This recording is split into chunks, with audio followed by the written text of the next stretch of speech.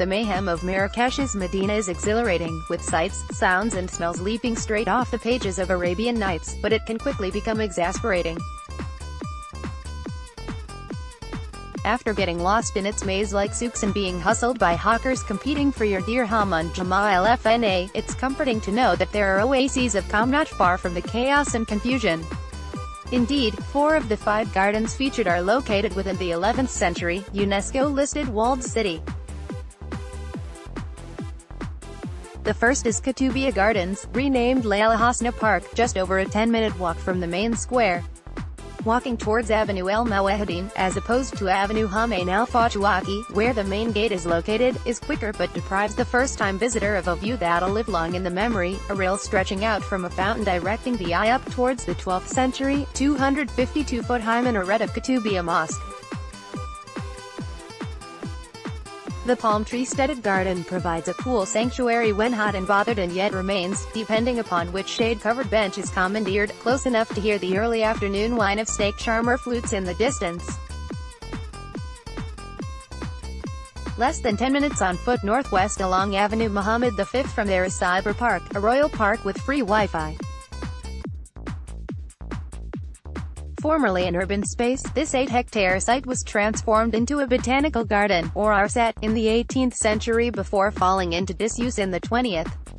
Renovated and reopened in 2005, visitors, including those with impaired mobility, can enjoy restored old pathways and fruiting trees. Locals' appreciation of the Red City's green heritage is much in evidence here, which should attract curious tourists, though even uncurious ones are directed to the entrance since it faces a road leading to a more attractive rebuilt garden, Le Jardin Secret. Getting to Room Wasine involves dodging 2-wheeled mopeds, and 4-legged, donkey-drawn carts, traffic for a seemingly never-ending 10-minute journey. But this half-hectare haven, hidden behind 30-foot-high walls, is well worth the admission, priced 50 dirham, £4. The 19th-century, rebuilt Riyadh comprises, after all, 2 revived, reimagined gardens for the price of 1, a small exotic and large Islamic. A path links them and both are fed by a restored original underground irrigation system called Qattara. Acting as metaphors of heaven as narrated in the Bible and Quran respectively, it's no wonder Monte Don included the venue in his BBC series Paradise Gardens. Pavilions standing at opposite ends exhibit the Riyadh's history through photographs, HBQA, and film, with El Ward masterfully documenting the restoration process carried out during 2013 to 2016.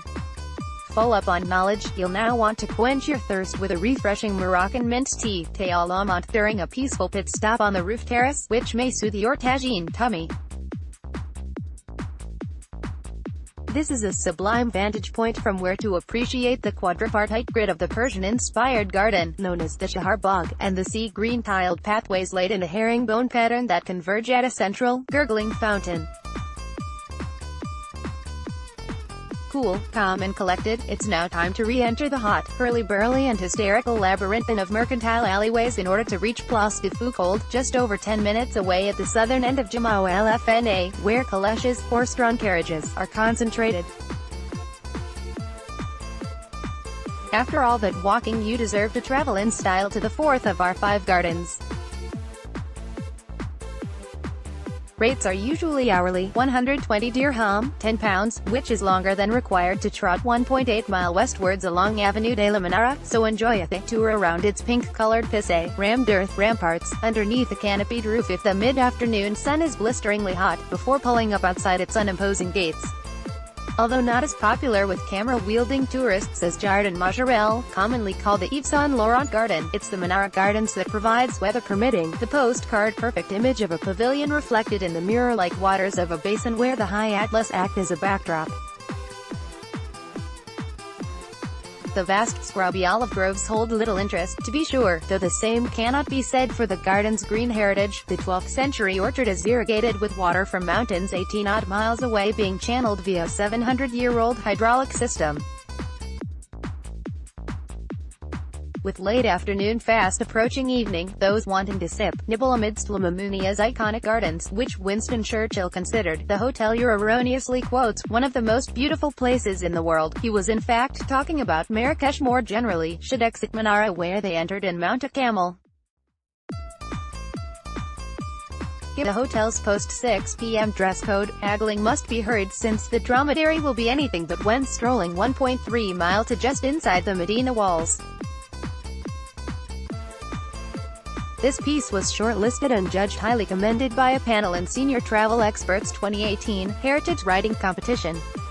Copyright 2019 Lee Rudden.